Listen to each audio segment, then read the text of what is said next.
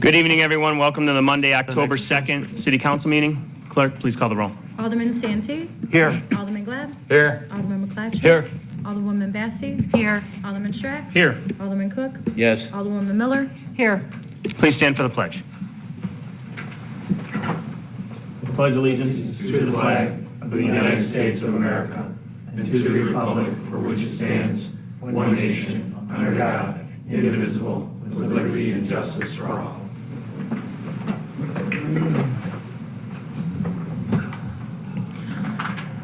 At this time, I'm going to open up for public comment. Is there anyone from the public that would like to make a public comment at this time? This is for items that are not on the agenda this evening. All right, moving on to consent agenda items 5A through 5G. Any council members wanting to pull items for separate consideration? Alderman Gleb? Yeah, I'd like to pull B, please. Any others? I'm looking for a motion to approve 5A, C through G. Alderman Strack?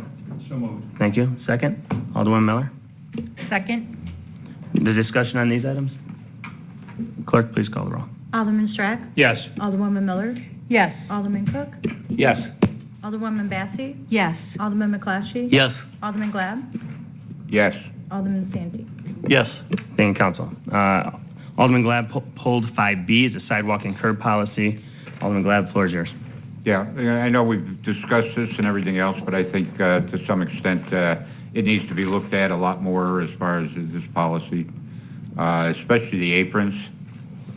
I guess my question would be to Attorney McCardle, if a apron, if the residents are the ones that have to repair the aprons, and the aprons are not repaired where they're cracked and somebody trips and falls, who's going to get sued? The property owner or the city? Because it's the city's property. If it's a good enough injury, both of them. Why, if it's on... It'll be much more difficult to sue the city because of the tort immunity, right? But, so I'm sorry? It's gonna be more difficult to sue the city because of tort immunity. Right. But all other things being equal, you sue both, because they both have an interest. One by ordinance and one by ownership. So basically what we're doing is we're throwing the onus on the residents, not just to repair it and have to maintain it, but now they become liably responsible for it. Is that what we're doing with the sidewalks as well? You know, I mean, city sidewalk, if the city doesn't repair them properly, the resident doesn't get sued, correct?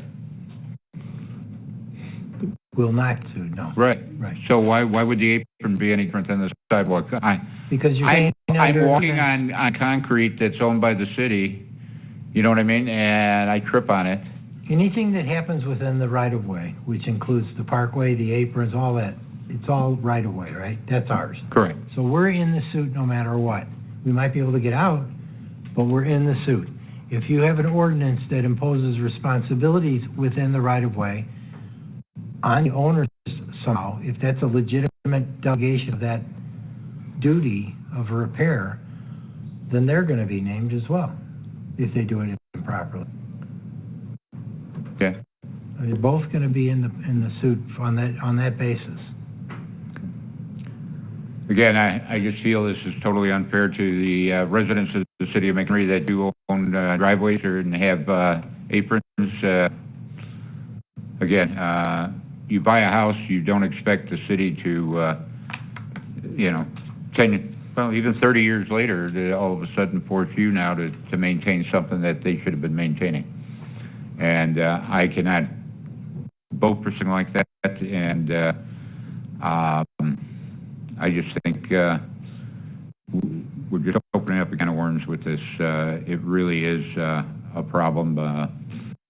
Maybe we need to research it a little bit more, what the city used to do 35 years ago, because it used to be a 50-50 split at one time, and I don't know where that ever went. And we've taken in, we put in all new, well, not all, but almost all new aprons in the past, when we used to do street programs years ago, if that needed to be done. And likewise, even if the apron is safe as far as walking on it, and it's all cracked up though, and the water gets under there, you know where that water goes? It goes underneath the street, which is deteriorating the base of the street. You know, and if we're going to keep going this direction, how much longer? We won't need a street program because we're going to create an ordinance. Then someday that the property owner is going to have to repair their street in front of their house. I mean, according to this policy, all right, I'm a homeowner and I decide I'm going to spend whatever thousands of dollars to put in a new apron, but the city comes along and they have to cut into the apron because of the fact that they need to get to their pipes or whatever, and what happens? They patch up the part that they saw cut, and now I just paid for a brand new apron, and now you're going to not put in a brand new apron and replace it. You're just going to replace and patch something that I just paid thousands and thousands of dollars for. Totally unfair to the residents of our town. You know, I've been fighting for years and years to keep the levies down on all our residents, but yet we're taking now and we're throwing the onus on them on a lot of things like this. So I'm just deadly, completely against this whole policy, and I won't be voting for it. Alderman Miller? Alderman Gleb, under driveway aprons, on page 30 of the packet, 6 of the policy, I'm kind of reading it different than you. It says when the city is required to remove the driveway apron for a utility repair of city-owned facilities, like pipes, the city of McHenry or its contractor will replace the removed section after the necessary repairs are completed. So that certainly isn't saying that the resident has to repair that. It's saying we're going to repair that. However, if you continue to read, it does say that if a property owner chooses to replace his or her driveway, it is at their own expense. But the middle statement clearly identifies if we have to dig it up to fix something, we're going to fix it. So does that change your statement of unfairness? Then you weren't hearing exactly what I said, Alderwoman Miller, because what I stated is the fact that if I put in a brand new apron and the city has to come in, and I believe on that discussion it was even mentioned the fact that they will saw cut the part that they need to take out and remove. And that's what it's saying. It's not saying they're going to replace the entire apron. They're going to replace a portion. Now, if I take it, I pay for a brand new apron, I expect a brand new apron back in there. But that's not what this policy states. And again, I'm dead set against the fact that the property owner has to pay for the apron in the first place. I think that's part of the city's responsibility. It is the city's property. They require it, and it's never been anything noted on anybody's title, the fact that they've been responsible for the aprons, and now all of a sudden we want to make them responsible for it. So what we're doing here is almost picking and choosing what residents in the city of McHenry are now going to help pay for the improvements in the city, because they're being penalized because of the fact they bought a house with sidewalks and gutters and aprons. In your ward, in the neighborhood that you live, there's no sidewalks and no curbs. So granted, it's not an issue for them. Further south in your ward, you've got a lot of newer subdivisions. Actually, I don't know what you'd call new anymore because a lot of them are 25 and 30 years old.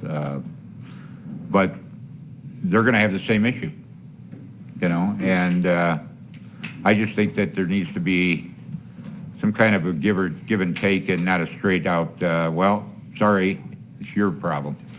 Because that's basically what we're telling them. Alderman Miller. So, just for information, if you have it, Director Warch, how often do we cut someone's apron/driveway? I mean, I'd have to probably go back and look, but it's probably 6 or 7 a year, maybe 10.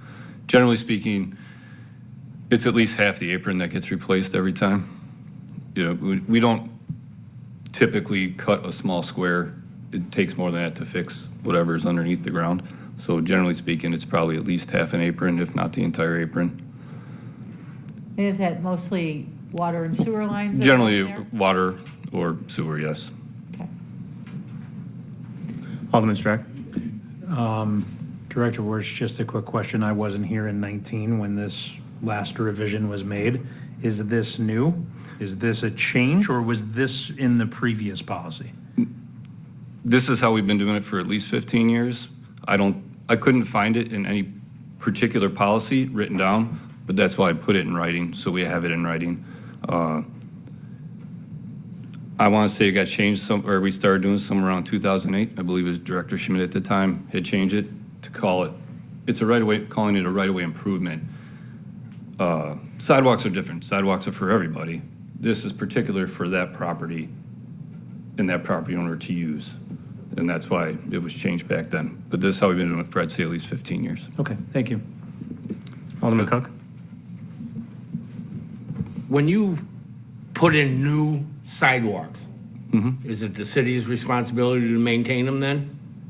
Yes, sidewalks are ours to maintain. Okay, because I was referring to Riverside Drive when they want to complete the circle with a sidewalk. So anything that the city puts in or has somebody else put in a sidewalk, they're there to maintain them, correct?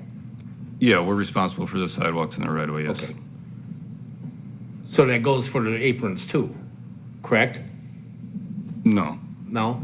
we have not been in the years past. We have not, unless we've disturbed it for any type of repair work, we've put it on the homeowner. So my question is, with these new subdivisions, let's say a new subdivision, the person that bought that house had to pay for that apron going into his driveway? I mean, the developer put it in, so I would say the original homeowner probably paid in the purchase of the house. Okay. But it was not deeded to them. Well, that hasn't been established. I was kind of waiting to hear.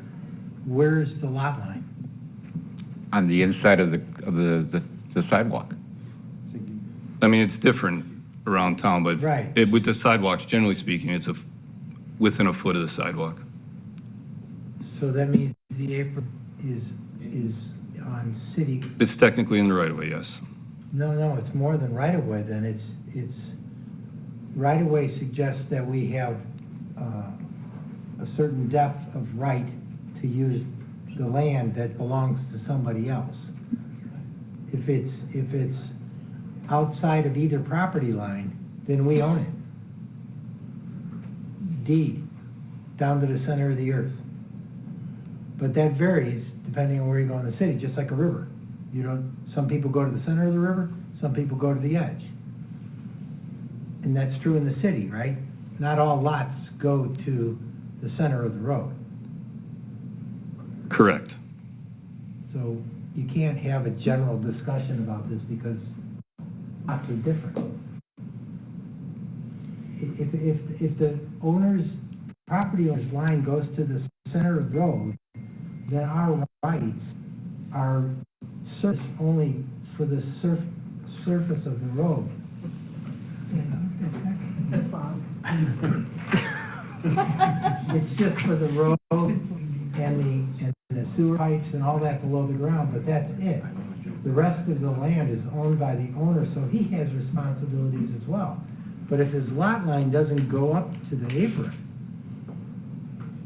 that's a different matter. It's not on his property, it's on our property. Ross, go ahead.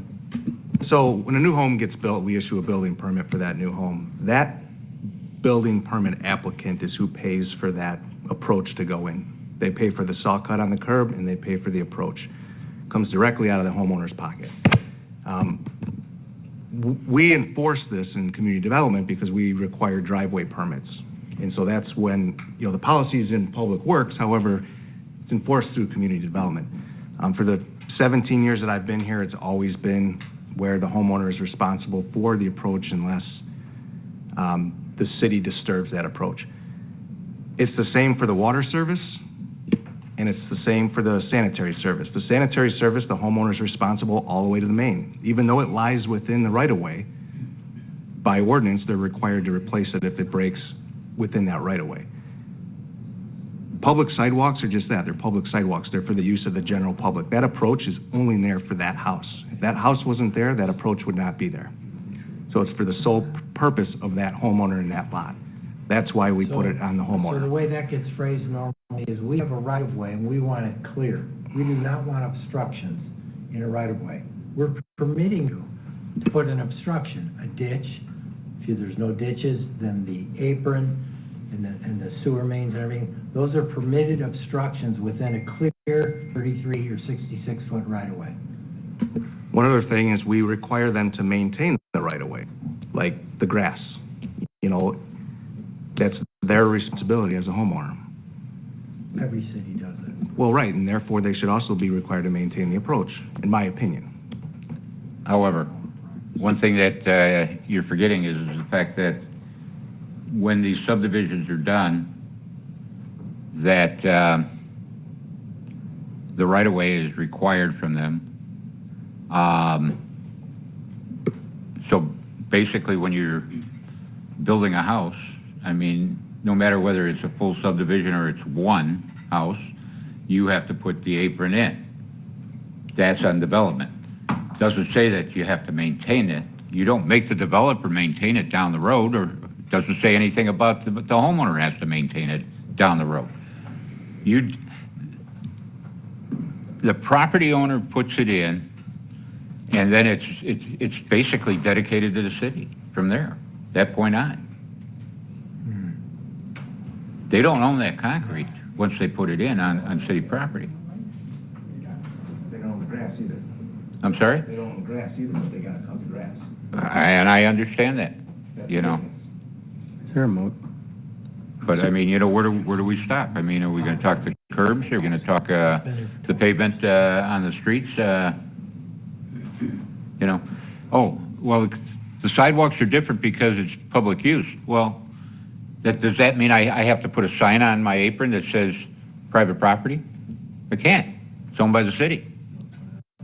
So therefore, anybody can use my apron. If they're turning around, they can drive up my apron and turn around. I can't really see much of anything. I'm not too happy with it, maybe. I don't really have a problem. I know some people that do. However, it is city right-of-way. And people use them all the time to turn around. Is there a motion? Someone like to make a motion for 5B to approve the policy? Alderman Santi? Second? Oh, Alderman McClatchy, sorry. All right. Clerk, please call the roll. I'm sorry, what's the motion again? To approve 5B. Okay. Please call the roll. Alderman Santee? Yes. Alderman McClatchy? Yes. Alderman Glab? No? Alderwoman Massey? No. Alderman Stratt? Yes. Alderman Cook? No. Alderwoman Miller? Yes. 5B passed. Thank you.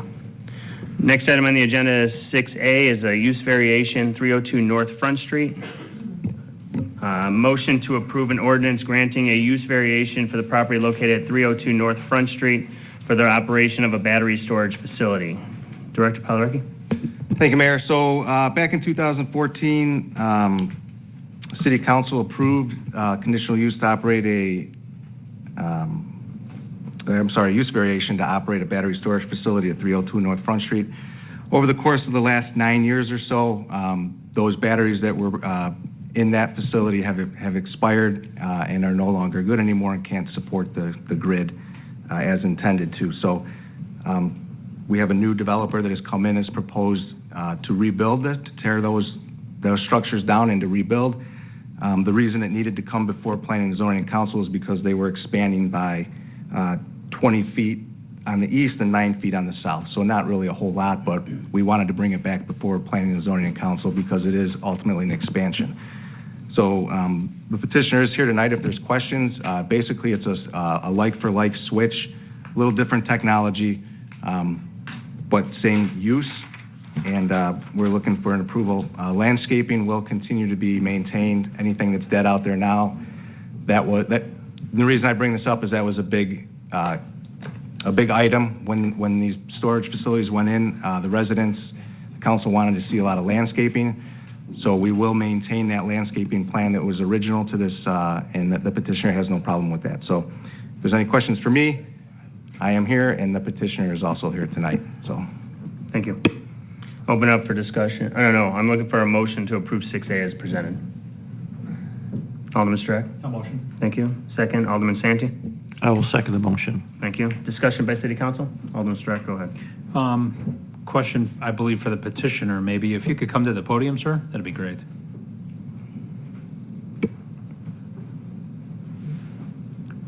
You could press, yeah. If you could press the center button too, that'll liven your mic up. Thank you. Good evening. Thank you very much. You want to name and address? Yeah, state your name and address for public record if you don't mind. My name is Patrick Hart. My residential address? Yes. 2823 North Oakley Avenue, Chicago, Illinois, 60618. Thank you. Thank you so much. Tell me, so the technology you're going to be using is different than what was previously there? The battery makeup is different? Just wondering if safety concern on whatever you're going to be using in that facility. So the technology is the same. It is a lithium-ion technology there today. We are replacing it with a lithium-ion technology. The difference in the container is in safety measures. It is more advanced from a thermal control perspective. It has gas detection and it has fire suppression all within the container itself. So there are more stop gaps than the model that exists today. Got it. So you're adding some safety features in this improvement. Correct. The reason we are expanding the site is to comply with updated code since it was originally constructed. So we are increasing the distance between the containers, which is why we need the additional space. Got it. Thank you. Yes, sir. No more questions. Any other questions for the petitioner? Alderman McClatchy? Thank you, Mayor. So what do you use to charge these batteries? So we charge and discharge onto the electrical grid. We do not have any generation at the site. Okay, so it's you plug and play. Correct. Okay. Thanks. Alderman Glab? Yeah. The cooling system that you use to keep these batteries cool, is that changing for what you've been using? No, it is not. Is it going to be basically the same type of fans, chiller fans, basically? I do not know the HVAC system as it currently stands in the containers, as they are not operating. The solution that we are replacing with or intend to replace with have two HVAC units on the other side of the container that will regulate the temperature within the modules themselves. Are they whisper quiet? Are they whisper quiet? I don't know what whisper quiet is. I do know that they do make noise. They are not loud or intrusive to those around. In other words, are they going to be heard outside of the lot lines of your facility? No, they will not. Okay. That's what thank you. Alderman Santee? Or yours? The containers, the number of containers stays the same? No, we are reducing the number of containers. Oh, okay. And so 11. you're going from what number to what number? It is 11 today. We're reducing it to 8. To 8. Okay, thank you. Yes, sir. Alderman Cook? Is that the same capacity as, you're not downgrading it as far as the charge? No, we are not. It is the same so capacity. It's the same capacity and everything, only with less batteries. Capacity remains the same, 20 megawatts. We're increasing duration, so it'll provide more energy than the plant is able to today. With less batteries? Correct. Oh, that's good. Thank you. Any other questions, comments? Thank you, sir. Appreciate you. you. Have a seat. Open up for public comment regarding this item, 6A. Any public comment at this time? See none? Clerk, please call the roll. Alderman Stratt? Yes. Alderman Santee? Yes. Alderman Glab? Yes. Alderman McClatchy? Yes. Alderwoman Massey? Yes. Alderman Cook? Yes. Alderwoman Miller? Yes. Thank you, council. Thank you, sir. Appreciate it. Next item on the agenda is 6B is a text amendments, building regulations and sign code. I'm looking for a motion to approve an ordinance granting a text amendments to the McHenry Building Code regulations and sign code. Director Palarecki, you want to go ahead and present this? Sure. Thank you, Mayor. A couple weeks ago, we saw a couple variances come before City Council for menu boards at restaurants. I did, at that time, tell council we were looking into it, so that's one of these changes on here is for to increase the number of menu boards that a drive-through is allowed, and the size of those menu boards. This is in compliance with some of the surrounding communities that we have, just trying to eliminate some of those variance requests, and then change some things around in our fence ordinance, just basically massaging it where we're not allowing barbed wire in residential areas. I didn't think anybody would want the barbed wire in there. And then just a quick text amendment to about garages. We have historically required garages to be built on single-family homes, and we have required garages to be maintained on existing single-family homes. So we were just cleaning this language up because it was kind of confusing where, say, your garage burned down. There was an argument that the city couldn't require you to build a new garage, but staff's recommendation is that you should have that garage on every lot, detached or attached. So that's what that is, where you see garages required in the ordinance. I don't know if council would disagree with staff on that, but, garages help keep a lot a little bit cleaner, so you don't have lawn mowers and things hanging out in the front and side yards. So if you have any questions in regards to these, I'm glad to take them. Thank you, Ross. Looking for a motion to approve. Alderman McClatchy. I'll move to approve B. Thank you. Alderman Santee. I will second the motion. Thank you. Discussion by City Council. Alderman Glab. Yeah. All right. As far as garages required, reading this, it says all single-family residences constructed with a garage shall be required to continue to maintain a garage. In the event that a required garage is damaged or destroyed, the property owner shall obtain a building permit to repair, for repairs or replacement garage within 180 days. Is that a replacement of that garage, or if it was, reading this, it doesn't specifically state that if it was an attached garage, it has to be an attached garage, because that you have to replace a garage. Right, it doesn't have to be attached. We're not requiring attached garages. Okay. We're requiring garages. So if you built a home today on a lot out in Martin Woods, and you didn't want to have an attached garage, you don't have to. You can have a detached garage. All right, so then you could convert the garage to living quarters or whatever? If you convert an attached garage to living quarters, you are required to build another garage. Okay. So you have to maintain a garage on the property. That's the intent of the ordinance. Which, I don't know. I'm just looking at, you've got, sometimes people come up with bizarre ideas and, yes, they do.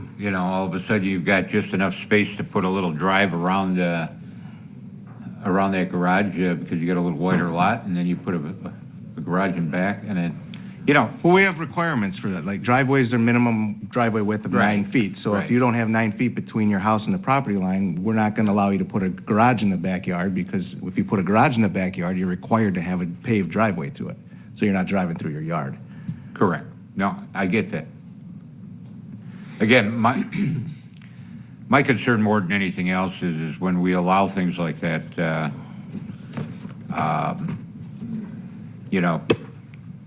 we have a developer take and engineer an entire subdivision.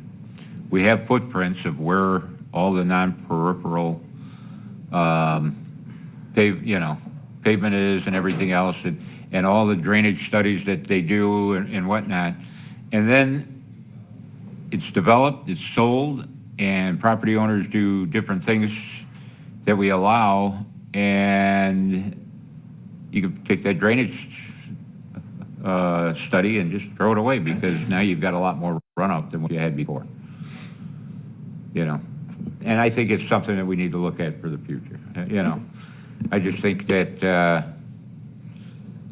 until we see another event like what we had back in 2000, 2001 with the 100-year storms back to back, we could wind up with seeing a lot more problems down in the future.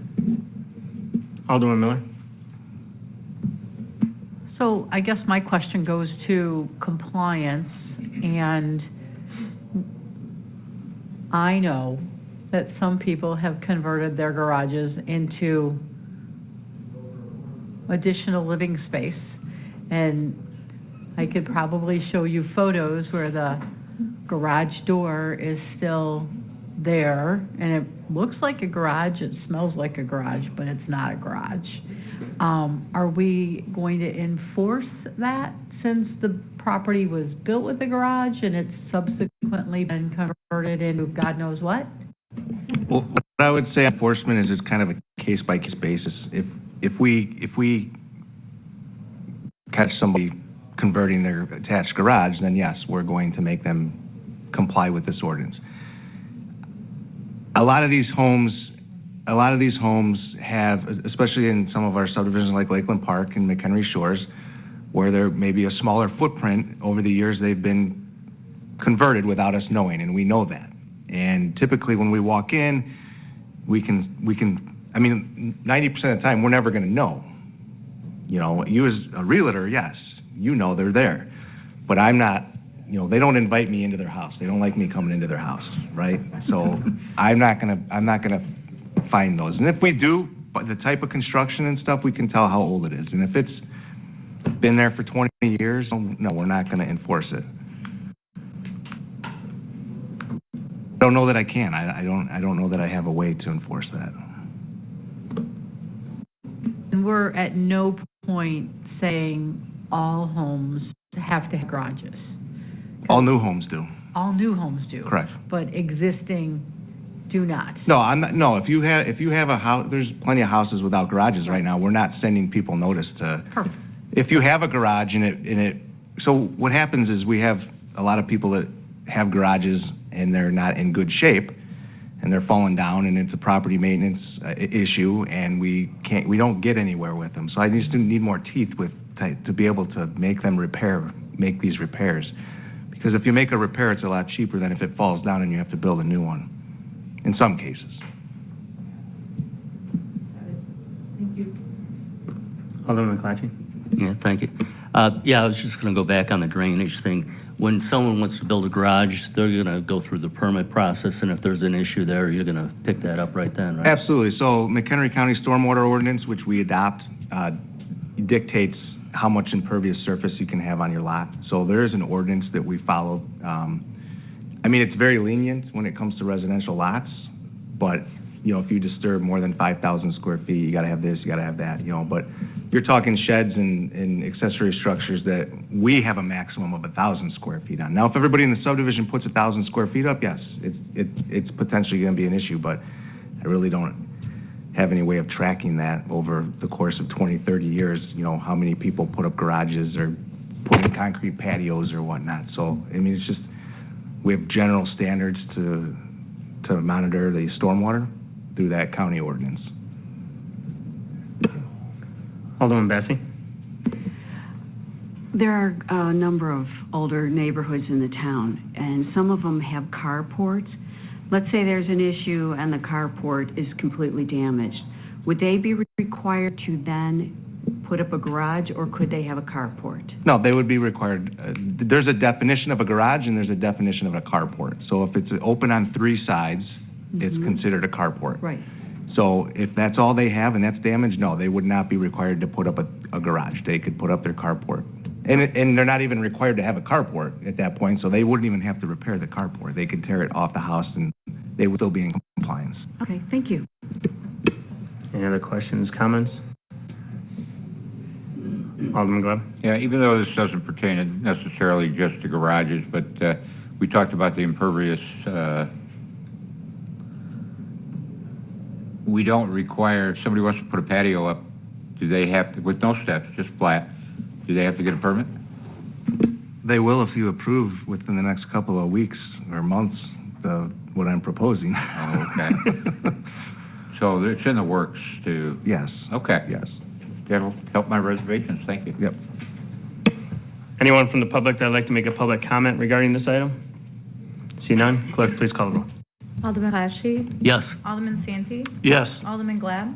Yes. Alderwoman Bassey? Yes. Alderman Strack? Yes. Alderman Cook? Yes. Alderwoman Miller? Yes. Thank you, Council. Next item on the agenda is 6C, is a facade grant at 5110 West Elm Street. I'm looking for a motion to approve a facade grant in the amount of $6,573.50 for the property located at 5110 West Elm.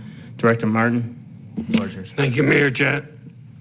This is a facade grant application for the property at 5110 West Elm Street, Maury and Sons Auto Repair. The work is being done on all facades. It consists of basically painting the building and doing some prep work and then painting the building. There's a quote attached to the application, is approximately $16,000. I think the work came in a little less. There's approximately $6,500 left in the facade grant fund. And attached are some pictures, and the applicant's applying for those funds. If the council concurs with staff's review and analysis, recommend the motion be made approving a facade grant application for the property located at 5110 West Elm in an amount not to exceed $6,573.50. And the applicant is here if anybody has any questions. Mitch Ketchum from Maury and Sons. Thank you. I am looking for a motion to approve 6 as presented. Alderman Cook? I approve. Thank you. Second, Alderman Strack. Second. Thank you. Discussion by City Council? Alderman Bassey? Once this is paid, are we down to zero in the budget for the facade grant? If we use, if it zeroes out, basically yes. Okay. So I'm going to vote yes, of course, but my recommendation for next year is that I think there were only 12 businesses that were able to use the money. I would like to see next year to be like a maximum of between 2,000 and 5,000, and this way more businesses would have an opportunity to use the money. Yeah, I think one of the takeaways from the conversation that we've had with council a couple of times on this, Alderwoman Bassey, is to take another look at the guidelines for it and the application of those funds to make sure that, I know Alderman Glab's brought up a couple ideas, and you have, and some other council members, so we'll make sure we bring that back for a discussion as part of the budget process to put some different parameters on there so that more people can take advantage of it, whether we limit it to some dollar amount or, you know, we'll do that for you, so. Thank you. Yeah. Any other questions, comments by council? Anyone from the public that would like to make a public comment regarding this item? Clerk, please call the roll. Alderman Cook? Yes. Alderman Strack? Yes. Alderman Santee? Yes. Alderman Glab? Yes. Alderman McClatchy? Yes. Alderwoman Bassey? Yes. Alderwoman Miller? Yes. Thank you, council. Appreciate it. Thank you. Have a good night. Next item on the agenda is 7A, is establishment of a downtown dining and entertainment district. I'll go ahead and pass this over to Director Hobson. Start us off. Thank you, Mayor Jeff. Before you tonight is the, I guess, the initial parameters for discussion on a dining and entertainment district. I want to make sure I stress that because it's certainly something that, while the parameters are there, I want to, and there's been some initial conversations that we can talk through what we're looking for, or at least what we want to see or don't want to see. Really, it's centered around two pretty easy principles. One is to allow restaurants or bars to let a beverage leave their premises, and two, for a person to walk the street with an open container, street, river walk, et cetera, within the district that's defined. For us, the initial discussions with this, I guess especially for me, came about with the Shamrocks the Fox and the success that we've seen, not only with Shamrocks the Fox and the open container that we've had, but also for the wine walk. The Chamber's run a very successful wine walk that's encouraged people to move throughout our downtown and not just go to one place and stay in one place for a duration, but really experience all we have to offer, whether that's on one of our downtown streets, whether that's the Riverwalk, whether that's a festival. Obviously, we've done it right now only with special events in place. In each of these, there's been time frame parameters that's been put in place. The wine walk is a much more open area that we allow that to happen, where you actually see alcohol and they're going to retail establishments that, again, serve the alcohol, sponsored by the Chamber. The Shamrocks, the Fox is a little bit different. It's a little more of a party atmosphere, obviously, with the festival that's happening there. But again, the success of that event really is in large part to the fact that we're getting people to move throughout downtown. For me, that led to some initial discussions with our police department in terms of what would be the possibility. We've seen this pop up in some other places. Most notably, Cary has done it for the last 2 years. They've done it successfully with no incidents within the last 2 years. And so for us to bring that discussion before we put some parameters together to have an informed discussion from City Council and say, what could this program look like in McHenry? Or this isn't a program that we want to pursue.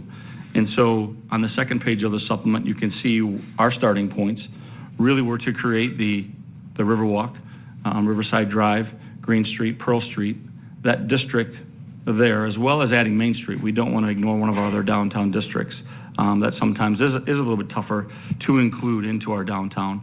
Now, there can't be mobility between Main Street and the other district.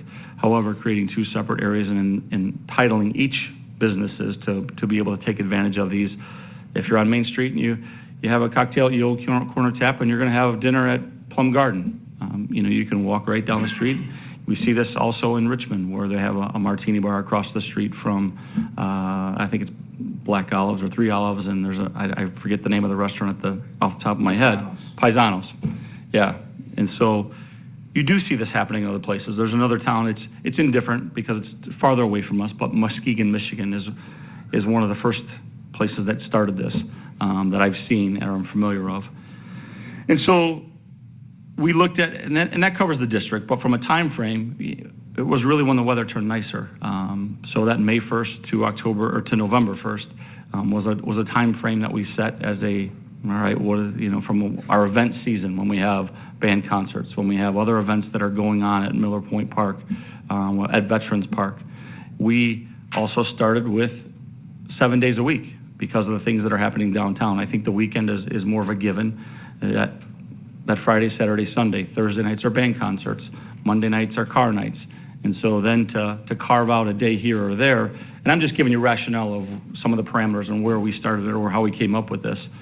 Again, every aspect very much open for discussion, as well as the time frame. And for us, it was a 12 p.m. That lunch crowd to 9 p.m. By the time that we get to that 9 p.m., we want people to find their home for the night. We don't need anybody out after that. I know Muskegon, Michigan theirs is 11 a.m. to 11 p.m. That was a hard no from the very start of going past a certain point. And 9 p.m. for that was for the parameters of the initial program, that's what we looked at. The other ones, became a little bit more, here or there, who can do this. We said Class A. If you have a Class A liquor license, there's going to be some costs that are associated with this for the city, in particular with signage. That's going to be a key for a successful program, is letting people know where you can and can't be. So signage will be vital, whether that's maps, whether that's you can't go past this point, whether that's the hours of the program. Informing them helps them as well as helps our officers to be able to enforce it. Additionally, the type of drink and the identification of that drink is important. So one of the things that we talked about, again, was the type of cup. A plastic cup, it's not a souvenir cup that we're bringing back and refilling like Great America or something along that lines. It's essentially a red Solo cup. Whatever color we choose, I think it should be transparent, is what we've talked about. Maybe it's a neon yellow, so that you can, number one, see that cup pretty quickly and identify that is a cup that's within the program. And any other thing that you have in your hand is not allowed.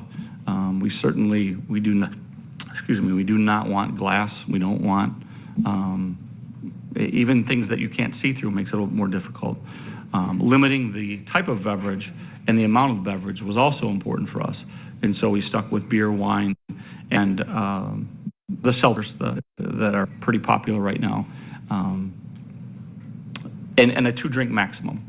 That really outlines the parameters. I think the final thing I want to mention is, similar to our ATV ordinance or our UTV ordinance, is creating this so it's a 1-year trial program. If this goes 1 year and you as city council take no action and say, well, that didn't work, it expires. And I think right now we have it written as December 31st, 2024 as an expiration date. That's neither here nor there, whatever that expiration date that we come up with is. But for the initial parameters, that's what we looked at. That really lays it out. I think on that point, Chief, if you have anything to add, I know we worked together on this and I twisted your arm a little bit, but I leave it to you for questions at this point to see where we're at or how you'd like to see this program changed, or if this is not a program you want to entertain at all. Thank you, Bill. Council? Alderman McClatchy, go ahead. Thank you, Mayor.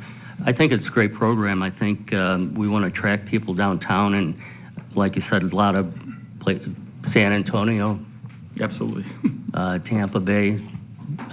They got river walks, and it brings people downtown. My only concern is that, all 7 days a week, I would like to see a Thursday, Friday, Saturday, maybe a Sunday hour difference.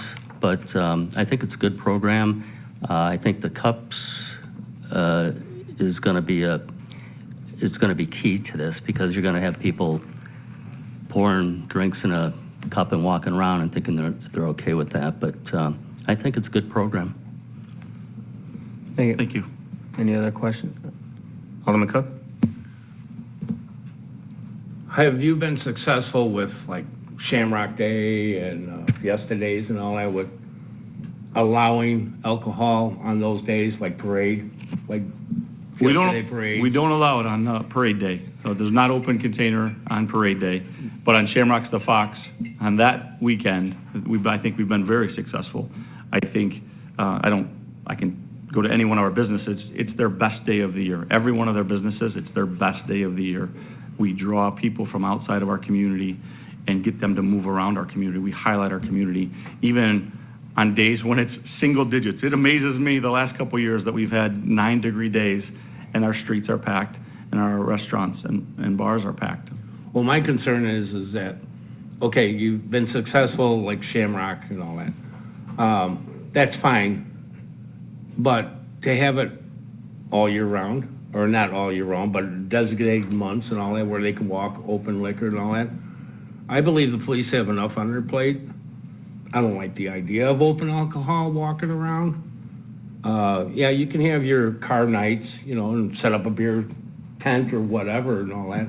Other than that, I don't like the idea of walking around with alcohol any which way you want. First of all, you're going to walk around with a 16-ounce beer. Who's to say that he can't give it to some kid? You got parking all around. Who's to say that they can't walk right to their car and take off with open liquor? And I mean, to me, just patrolling it, I'm at the anti-alcohol. We're promoting family and all that. Do you really have to have a beer walking around the places? And what about the businesses? Do they really want, I could see a cup of coffee, or, you just came from lunch and you have it in a container and all that. But do you really want these people walking in with open beers or wine into these shops, spilling it? I mean, I don't know. Me personally, I don't like the whole idea. You got condos all up and down the Riverwalk, so you're gonna have a beer there and park it in front of somebody's condo? If I owned a condo, I wouldn't like it. Keep moving, go sit somewhere and have a beer. I'm totally against it.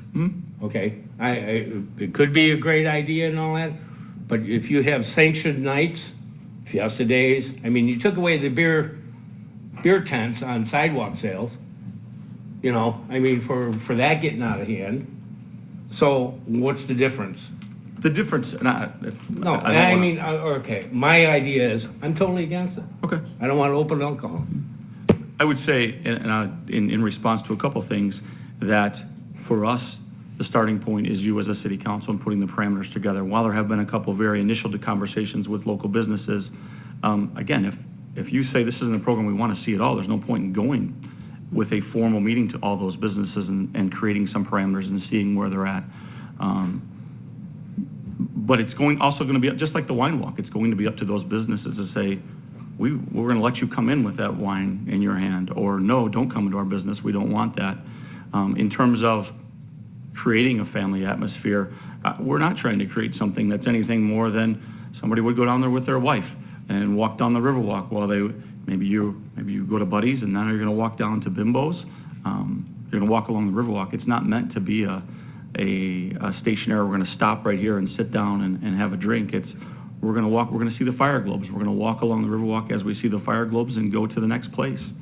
And the same thing, if we're going to grab a drink at Buddy's and we're going to go up to Jexel's, or however that works out. That's the intention, but not the intention to say, hey, we're just drinking in the streets.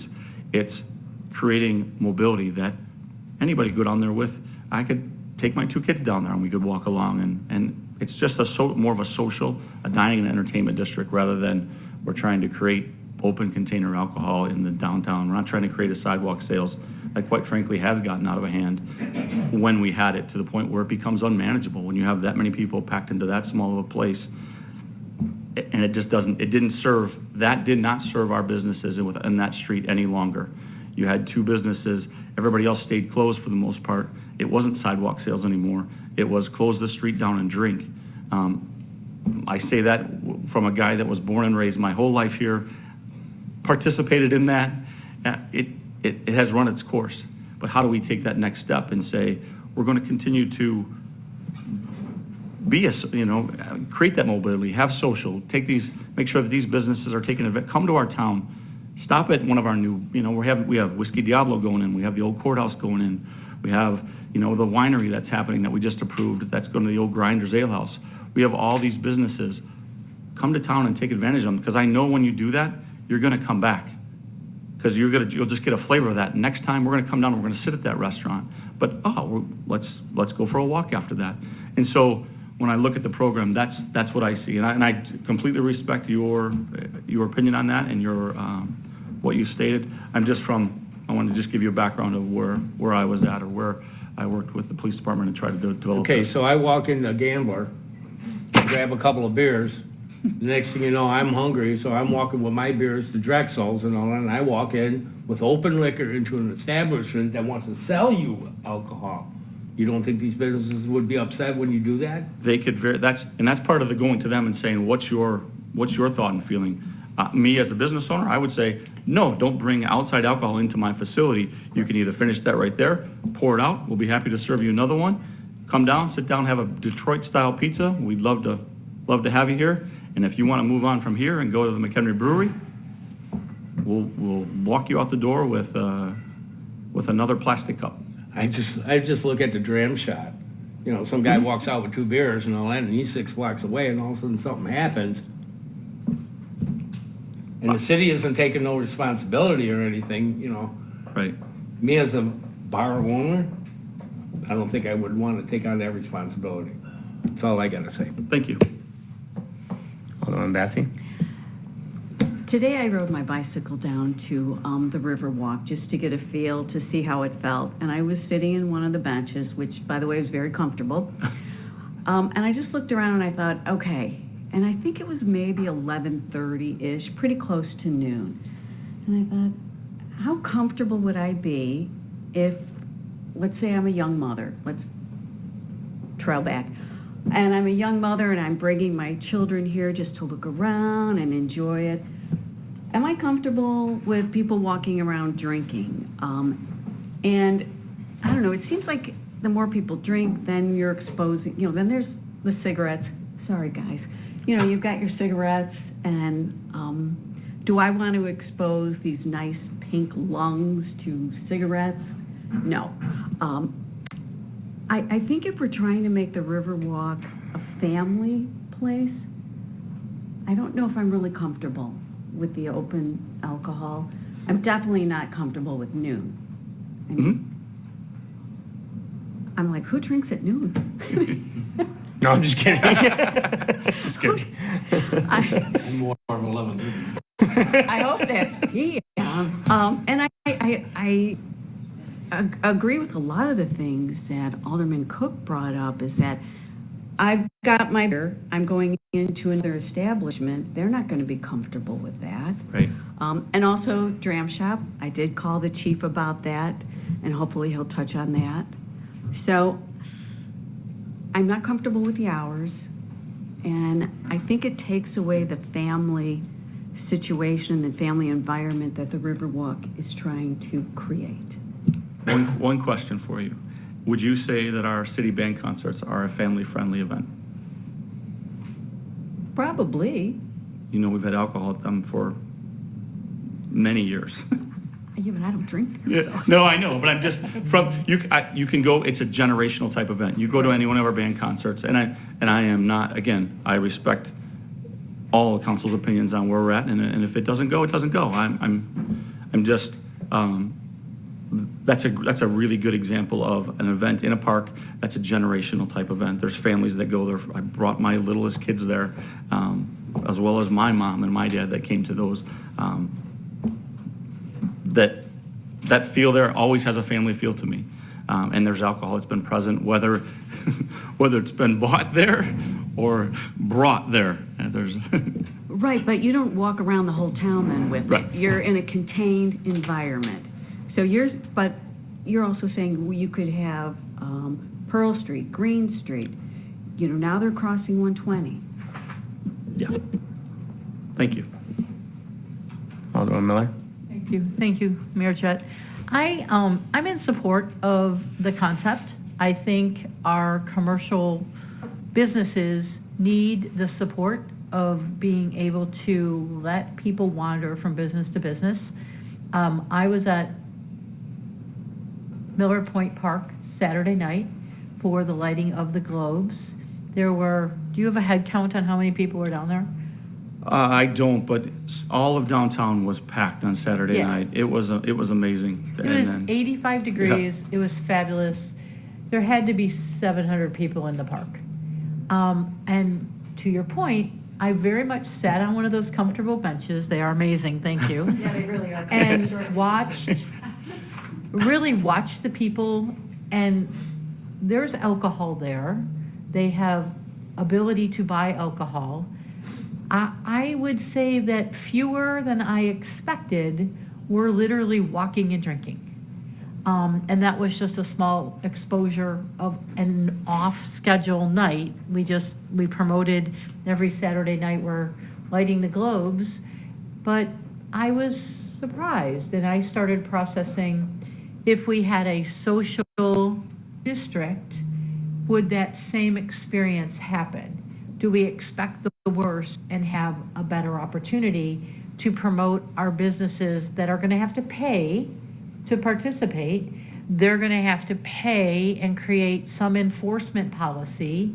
So they're going to have some decision-making to make as well about, I bought it at Buddy's, am I walking into Jexel's with 2 beers in my hand?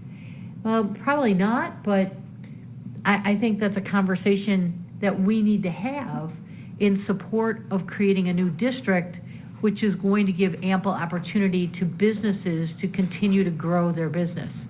I'm not saying that this is perfect, but I think we need to start having conversation. So Director Hobson and Chief Burke need some consensus from us of we like it or we don't, and I think our commercial enterprises are screaming, we want something fun. We want a reason to have people moving from place to place, not just getting stuck at one place because you got a beer. Alderman Glenn? Yeah, well, to start off, I was appalled at when I first read this, 7 days a week, noon to 9 o'clock. I just how is this even going to be policed? I'm sure the chief doesn't have two officers that he's going to have walking around that whole time. he's got other things that they need to do. As soon as something happens, it's going to be, well, why isn't there a cop when you need him? You know, I mean, that's what's going to be said. But one of the other things that I looked at right off the bat is the fact that we're talking the Riverwalk. When the Riverwalk was started, the idea was it was going to be a great scenario, not so much to build the businesses as much as build the community and build it for the community. That was the intent at the beginning, or at least half of it. And you know what? If you lived on the other side of 31 for years, you could care less about the Riverwalk. You talk to people and they're wasting our money and this and that. And I think over the last few years, you've seen a change of people getting more and more interested in. And we saw the night of the ribbon cutting, you know, I saw people from that side of town, you know, that are bringing them with their kids and everything. And the kids, in fact, I took a couple pictures of one of the little girls running through the splash pads. I thought it was fantastic. And now we're looking at an environment that's different than, I'm 30 years old and I have a family of 4, and I want to take my family out there, but I'm not too crazy about everybody out there walking around with liquor. You know, so we might be drawing more people from out of town into the downtown area, but are we driving our residents that have kids and everything else that could enjoy that park and pushing them away because of the type of environment? Maybe what we need to do is do it in tight baby steps. And by that I mean, maybe we limit it to like the Friday, Saturday, and Sunday nights, and just do it from 4 to 9. This way, you got your residents with the kids, they've got all afternoon. They're not going to bring their kids out there at 6 or 7 o'clock in the evening, you know, to start, you know, out there at the point. They're going to be out there in the afternoon or maybe even in the morning. And then that way, it cycles. They're leaving. Those that would like to carry, you know, come out later on. And there's not that much conflict. I think that would be a good compromise. I think it would, if nothing else, kind of be a good test to get started with, rather than just going the whole works and then, close it down. Once you start it, it's hard to close it down, you know. Chief and I had a little talk today about the golf carts. And he's telling me how he's starting to crack down on them because it's getting totally abused. You know, do we want to do away with it? No, but we need to control it better. And in that case, I think there's a lot more doability than if this gets out of hand. And I think, like I said, I think we need to do it in baby steps and do something small to get started like that. Thank you.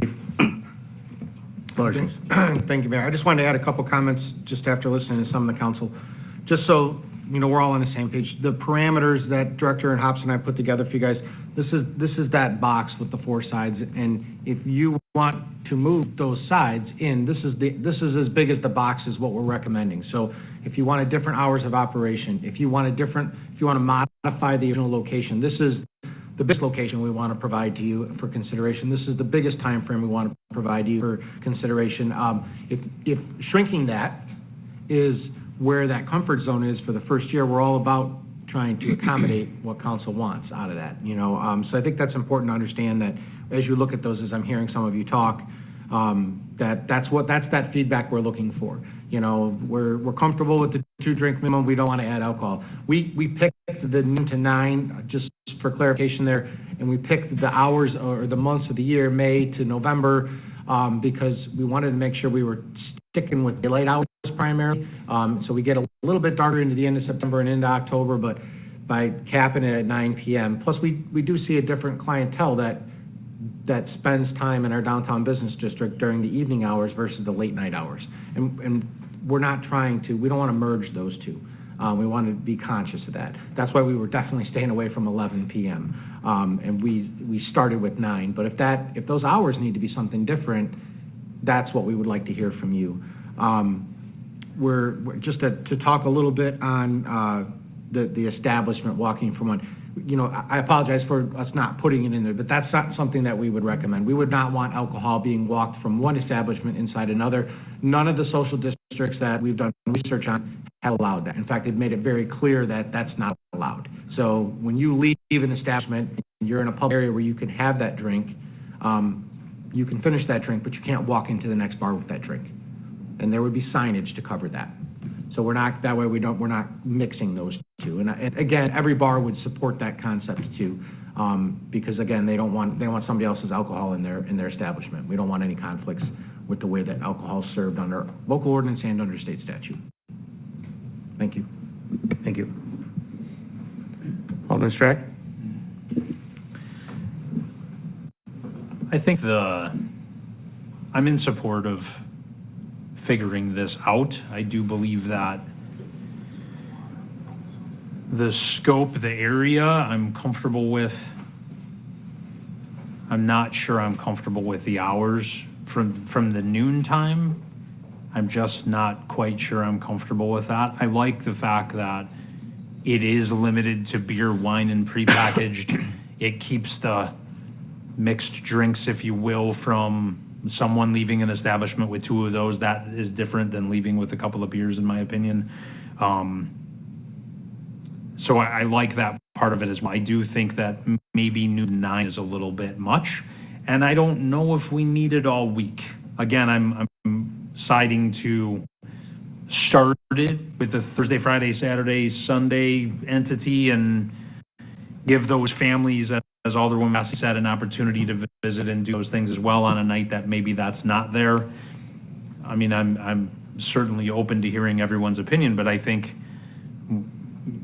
it does well. I would also really like to hear from the business owners that will be affected by that. I'd like to hear what those owners feel about, do they have an opinion of whether or not someone who's selling in that district wants to deal with that and wants to deal with, how do I stop that from coming in at the door as well? That's an increased staff situation for them when this is open. So there's some concern for me on those business owners. What do they feel like? And I'd love, before we make a final decision, to at least get a lot of that feedback, and I know that you guys will do that as well. But I think maybe, I don't know, the 3 to 9 sounds like a great opportunity. It's a little bit less than the lunchtime crowd. Who knows? We're not going to know how it'll play out, but it certainly seems like something that in this particular district and with these particular businesses would be beneficial for the things we have going on. But I would really like to hear from those businesses. Thank you. I would say there's a high probability that what happens is whatever discussion we get to hear this evening, that will then tweak the program if it's tweakable, and then we would take that to our businesses and in all likelihood come back as a second discussion item before you once again, before we ever get to a point where we're at a vote. I guess that's how I would see it going, so that you have all the information in front of you to be able to make a decision on the program. Thank you. Alderman Sandy? You're the last one. Well, no, I'm not. Want more time? May I ask what the mayor's opinion is on this idea? Sure. So I contacted a few residents that were on the Riverwalk. I also contacted a few businesses this morning, talked to them about it. I think this is an opportunity to get people to travel through our downtown and be mobile. And it's not about getting hammered and getting drunk on the Riverwalk or whatever the case may be. But I think it's something different. It's something to try in our community. The businesses I did talk to, they were in support of it.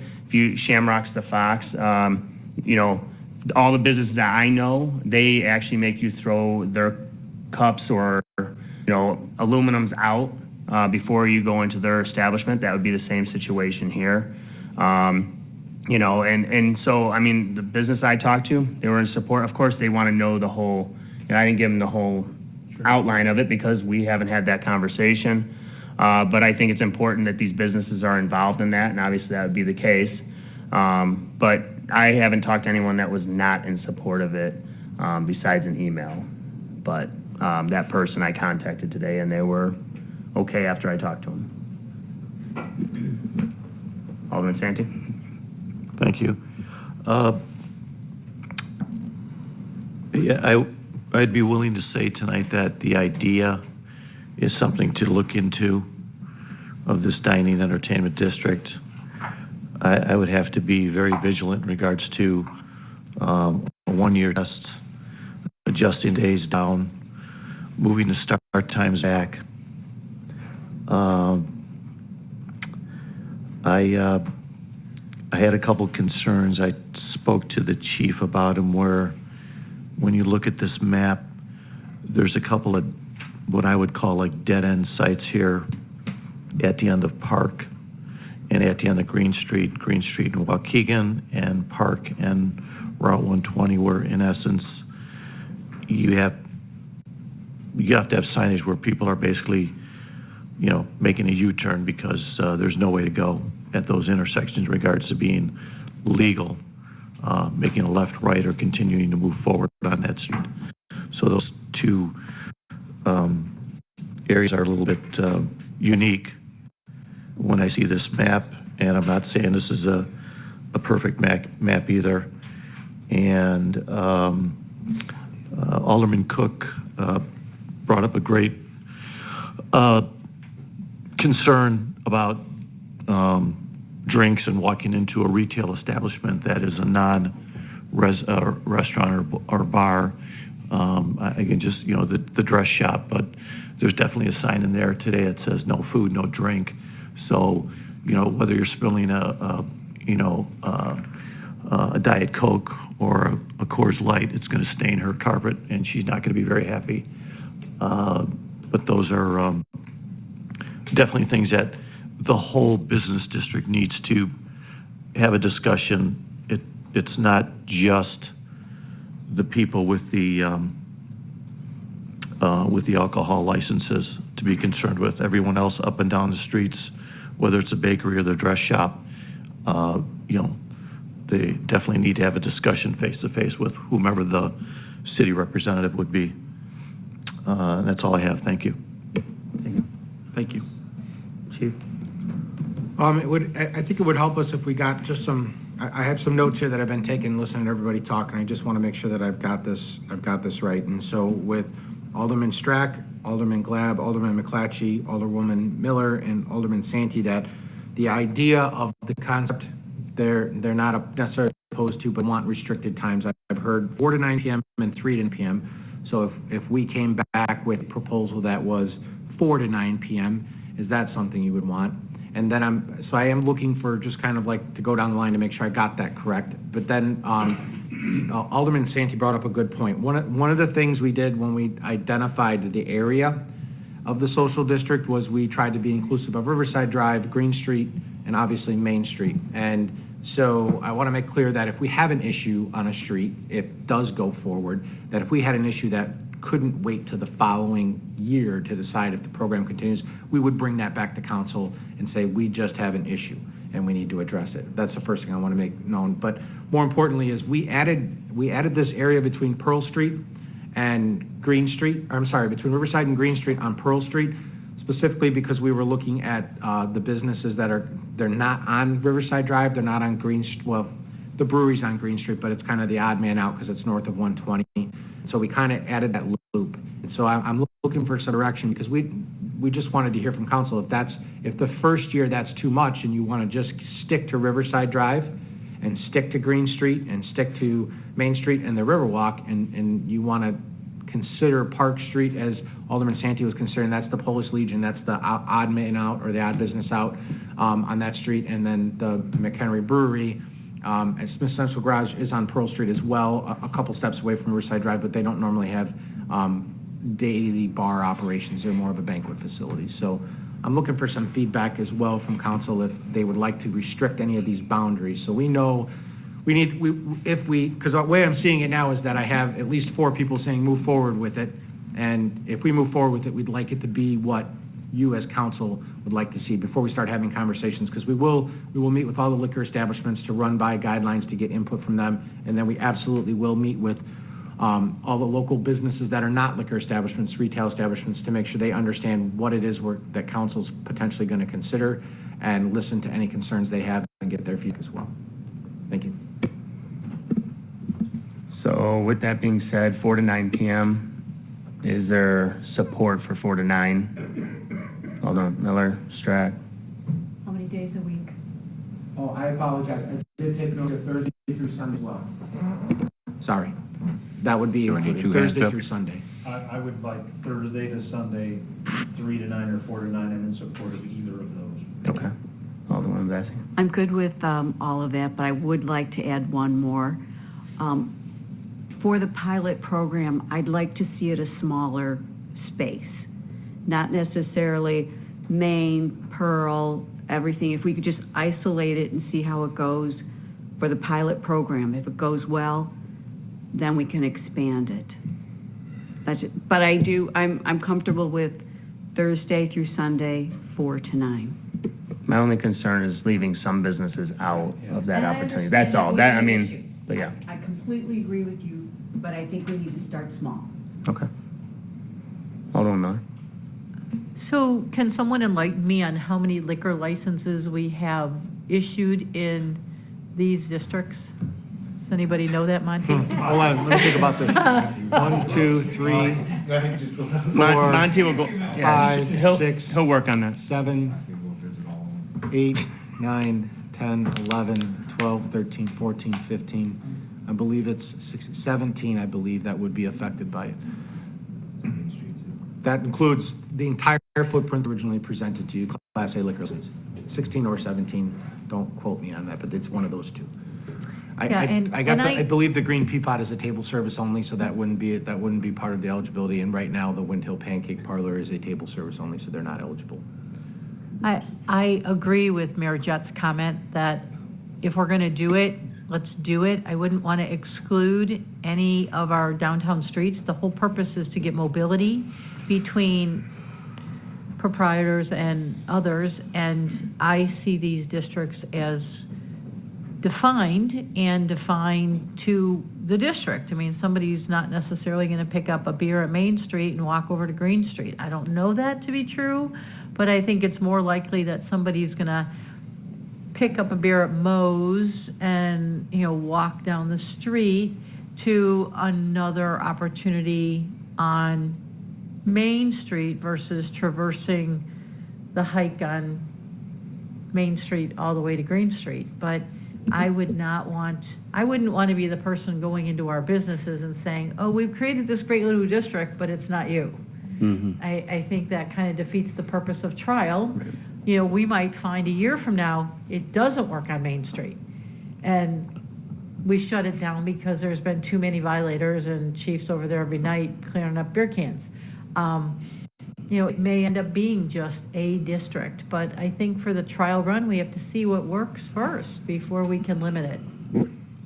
Chief, maybe to add to that too, I wanted to stress that if there is an issue with a certain location that becomes an enforcement issue, I would not want to wait until next year to discuss it with you. I bring it back to council in a very timely manner. So if there was an issue because of Main Street was the odd person out, or there was an issue because Pearl Street is an issue trying to move that traffic, if that's the route you wanted to go, we would track that and bring it back to you in a much quicker, timely manner. If we started this in May and, come June, we already recognize a problem, we're going to come back to council and say we need to peel back some of these locations in order to get it under control. So that is one option if we were to go that way, or we can peel those off now. And Chief, you could even provide regular updates as well, once Absolutely. we can provide monthly updates or something, just or to every kind of let the council meeting, council. we can provide an update of what happened the previous 2 weeks for the first couple months, just so everybody can get an understanding. Absolutely.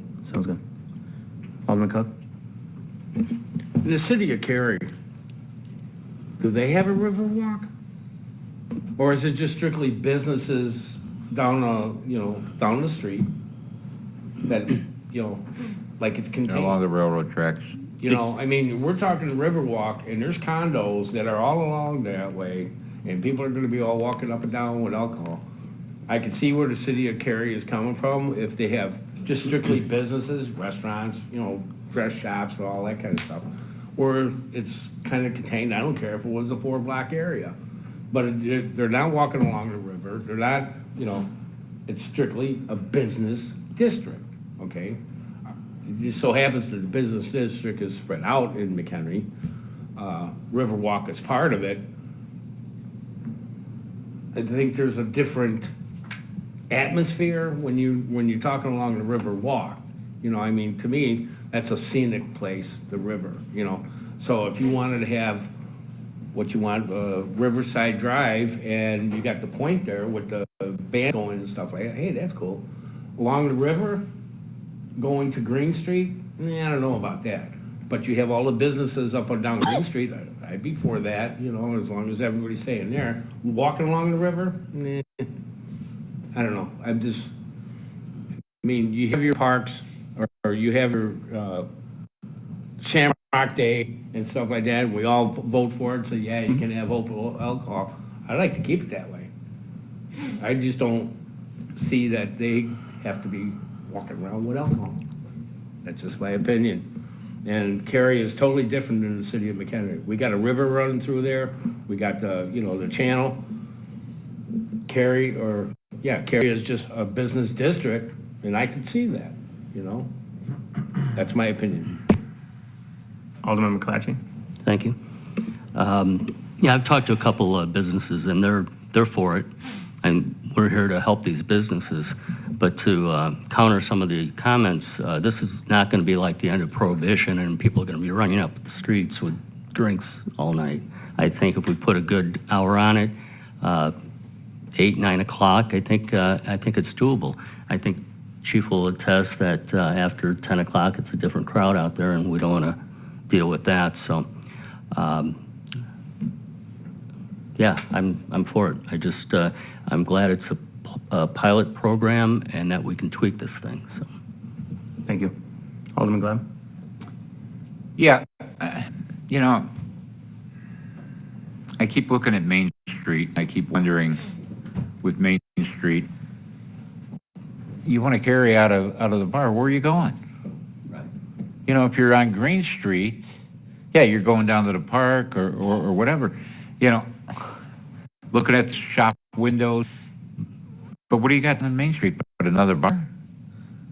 So, I mean, really, I don't even know if we should worry about having to monitor Main Street. Maybe the bars will feel out of joint that they're not considered part of it. But it really doesn't make much sense to have an open carry on Main Street at this time.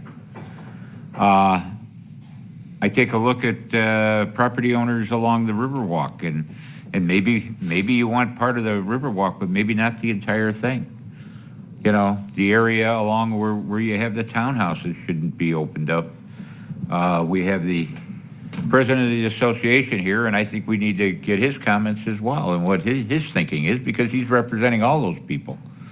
And maybe when it's all said and done, maybe what we need to do is maybe we need to go out and get an advisory referendum to see what the people in the city think about this.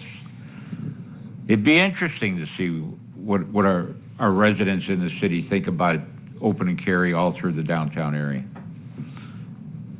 So, but I honestly think that we ought to look at the locations that we're at. You know, you're looking at Riverside. Here you are coming over the bridge, coming into McHenry, and what do you see? You stop at the light, and there's this guy carrying a glass of wine, another one carrying beer. And that's the impression you're going to get in McHenry. You know, people carrying drinks all around, back and forth along 120, because they can go from Riverside to Riverside, right? There's no restriction there according to this footprint. Maybe we need to just restrict it that they have to stop at 120, and then on Riverside, on the other side, they have to go the other way, rather than letting them go from one end all the way to the other. So I think there's a lot more that needs to be looked at, and I think I'd really like to see it shrunk down so that we can concentrate that whatever we do is for the best if you want a program that works. And I just just don't think, we need to go with this far into, with everything. So I'll just make a statement regarding Main Street. I think Main Street, the owners on Main Street and the new restaurant coming into Main Street and so forth, I think we've always done things on Green Street or Riverside Drive and always left Main Street out, not meaning to, but sometimes that's the case. I don't think we remove it from Main Street just because that's the case. I think if it doesn't work for them, it doesn't work for them, but at least they feel included in the opportunity. That's just my opinion on Main Street. I talk to those owners regularly, and I would hate to not allow them to have that same opportunity as everyone else. Alderman Santi? Yeah, I think, Main Street's a little bit unique. I think there could be some things with those business owners to sit down and discuss for their own, type of social or entertainment or actually event schedule, other than a map like this. But it'd be something I don't want to. I present it first to Bill and to the chief, and then they can take it from there. There's definitely, I'm counting 1, 2, 3 unique areas of the map that Alderman Glad brought up about the towns, the residents on the Riverwalk, and there's probably another half a dozen homes that connects up to different areas of this map. So, that is unique. Chief, I don't want to put you on the spot, but do you know is it Scott, or I think it's Scott Avenue in Cary? It's 1 block south of Main. Is that part of their entertainment district? Is it Scott or Cary? Their district includes High Road, Cary Main Street, Spring Street, and Jandis Road. Those 4 streets, and it encompasses 1, 2, 3, 4, about 5 blocks. Okay, so it does not include that Cary, which is 1 block south of Main and off of Jandis. It's, I guess, I'm trying to look at their map to get a visual, because I know that's a residential townhome environment on Cary. That was one of the points, when we originally, again, the box we delivered the box as big as we could to you guys. So, and again, I would use Pearl Street as an example. There's, we can restrict Pearl Street between Park and Green Street. There's no reason why we have to allow that if council wants to peel that back. Sure. And we can, and that allows somebody can drink at the brewery, but they have to go south on Green Street from there. Yeah. They can't go east, and we can enforce that with signage and everything else. There's going to be an educational campaign to anything that does or doesn't happen, and there's going to be a learning curve for sure. But and it's the same thing. We can consider, with the Polish Legion, maybe we take a look at them and allow them to move to Riverside Drive from their location rather than down Park Street to Pearl. We could take another harder look at that as well, so we're not affecting those residences, Alderman McClatchy's home, as people are walking by. That's right, as you're a resident right there. And the other thing I would say, I'm sorry, is that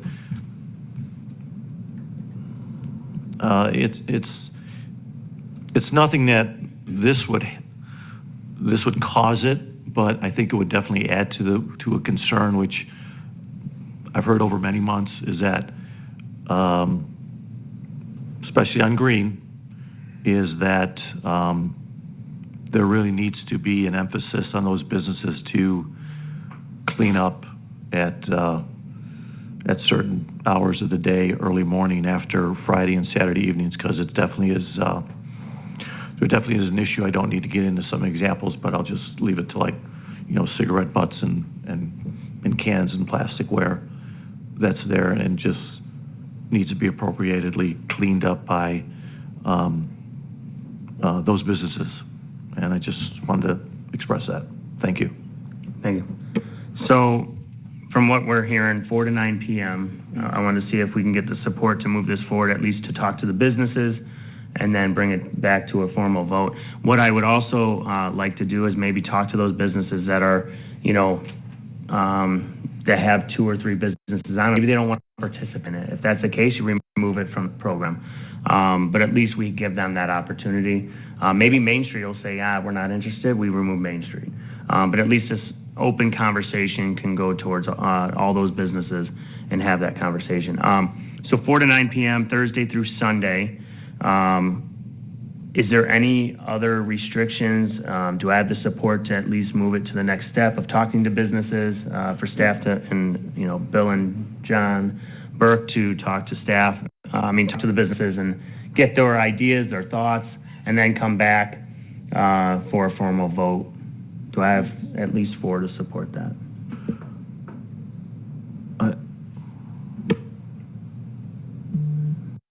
Two. Three. 4. Yep, so we got 4. Alderman Santee, go ahead. No, and I don't want to put Director Hobbs on, you know, Go on the stage here, but that's what we're here for. But he did, listening is a skill, he did mention that, you know, it's possibly of a second discussion coming back here, okay? So, We can do that. I know sometimes we move things kind of quick. We would recommend that. Yeah, okay, For thank clarity. you. Because a business might come back and say, well, No, yes, absolutely. yes. And We can give an update. Yeah. We would want to provide you full All right, feedback thank you. for all the businesses, Yes. the alcohol establishments and the non-alcohol establishments. We have plenty of time to figure this out. That's why we're here in October of '23 for a Right. program that's potentially May of '24. Okay. Alderman Cook, you have a question? Oh, Alderman Glenn. Yeah, this is an agenda item, correct? This is Normally the discuss, mayor yeah, I'm asks- gonna go ahead and, yeah. Ask Well, it's for our public discussion, opinion. and Okay. I am, yep. I just want to make sure we're not. Any other questions, forgetting. comments? Alderman Bassi? I just want to confirm that we've given our feedback, and you're going to come back and we're going to do another presentation before a vote. So Yes, we're looking at this, correct. Two one more different discussion, meetings. and then a potential vote. Yep. Correct. Two different Perfect. meetings. Thank you. All right. Alderman Glenn? Count me in on the pluses. Huh? You can count me in on the pluses. Okay, all right, thank you. Would you like to say a few words? Please state your name and address for public record. If you could hit that center button and turn your mic on. Tony Esposito. I am president of the Riverwalk Place Homeowners Association. We are very proud of what's happening. I've been an owner since 2005, and I believe that the tax dollars that have been generated from the Riverwalk Place Homeowners Association since 2005 has exceeded several $1 million, and we think that what has been done has been great, and we're very happy there. But there's a perspective here that I think was only touched on by Alderman Cook and Alderwoman Bassi, Alderman Glab, and Alderman Santee. We do live there. And I'm going to direct a question to Mr. Hobson, who I think knows the answer. The red wall that's there, that looks like brick, that's actually cement, is actually the Riverwalk property, is it not? And the metal fence I'm off, am I on? So you're on. You're good. The metal fence, the nice metal fence that's there, also belongs to the city. That's correct. We've Okay. repaired that Yeah. numerous times. The gate that's there, that isn't locked, belongs to the city. There's a black gate, On each of the properties? not the one that leads to the pier, it's in line with the fence, Mm-hmm. correct? Correct. Okay. Then the steps that are also part of the cement wall, there's 2 steps there. That is also city property. That I'd have to look into. Okay. Now we're getting onto your property. I don't Behind think that we wall. are, because you have an easement to dig into our property to put those steps in. So the issue is, and I'm going to demonstrate, if somebody wants to bring their cocktail, they don't have cocktails now, but they want to sit and enjoy the Riverwalk or look at the boats, they're going to be closer to my patio than I am right now. Okay? And if they want to come 3, 4, 5 and sit on that wall or that fence and hang out, am I supposed to call the officer here and say they're too loud or they're causing a problem? He's got enough issues to deal with. And besides the fact, that's part of the Riverwalk. So what's the officer, what do? Now imagine the cutout that goes this way, the steps come this way, now I have a place to congregate. 4 or 5 people with 2 drinks in their hand can open the gate and sit there and hang out. I love people like everybody else, but I don't want them that close to where I'm having a patio, you know, my wife and my kids having a barbecue and drinks. I don't think that's appropriate. Not to mention the fact that it's not going to be great for the property values. Yes, well, is that happening now? No, it's not happening now because people don't have a drink in their hand. Once they have a drink in their hand and they want to go out to the Riverwalk, especially 2 drinks in their hand, they're going to want to find some place to sit and hang out. And maybe they want to play music. Hey, that's great. But I don't know anybody here who lives this close to the Riverwalk like we do. So this is a real problem. Now, if some constraints can be put on it, that's great. But I will guarantee you that I will bring a vast majority of homeowners here who object to it.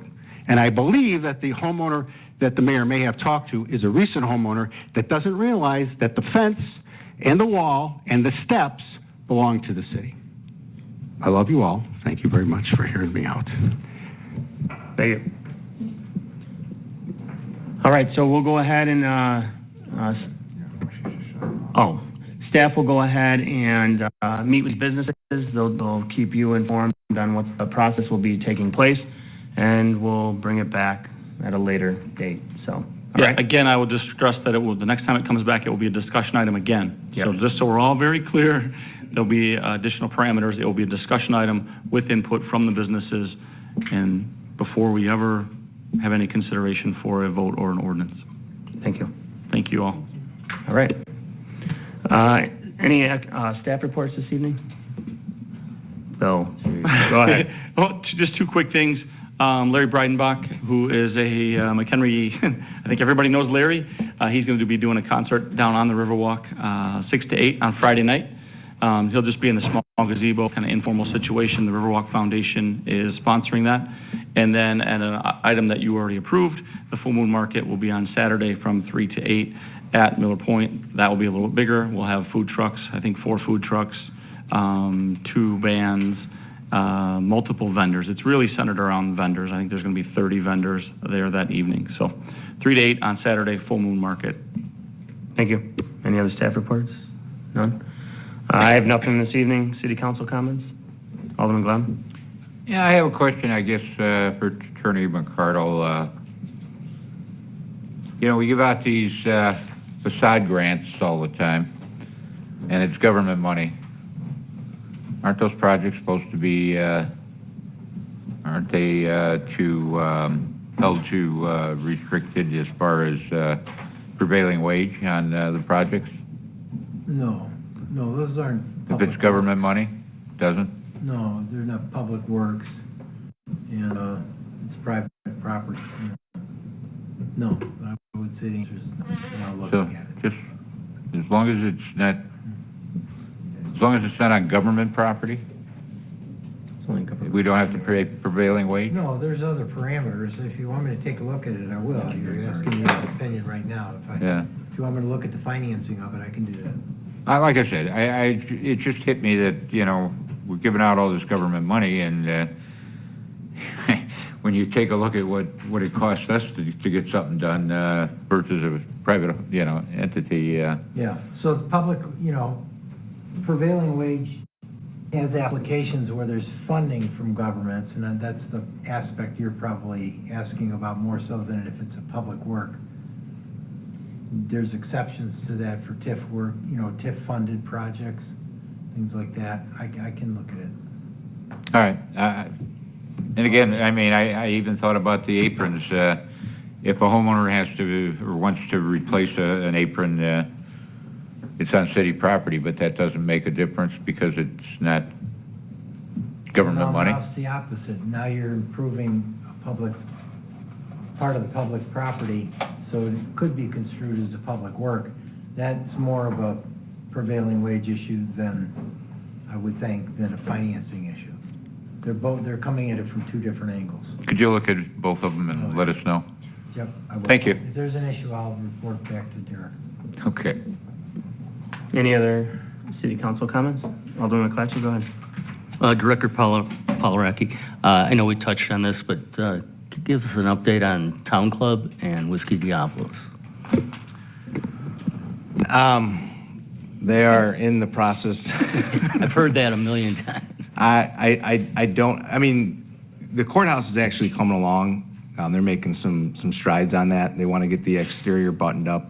And, they wanted to be open by November 1st. I don't see that happening, but I've heard that before from them. Whiskey Diablo, we have a meeting tomorrow morning with Public Works and Director Wirch to talk about the connection, the new water connection that they have to do out on Riverside Drive. So, I mean, it's moving forward.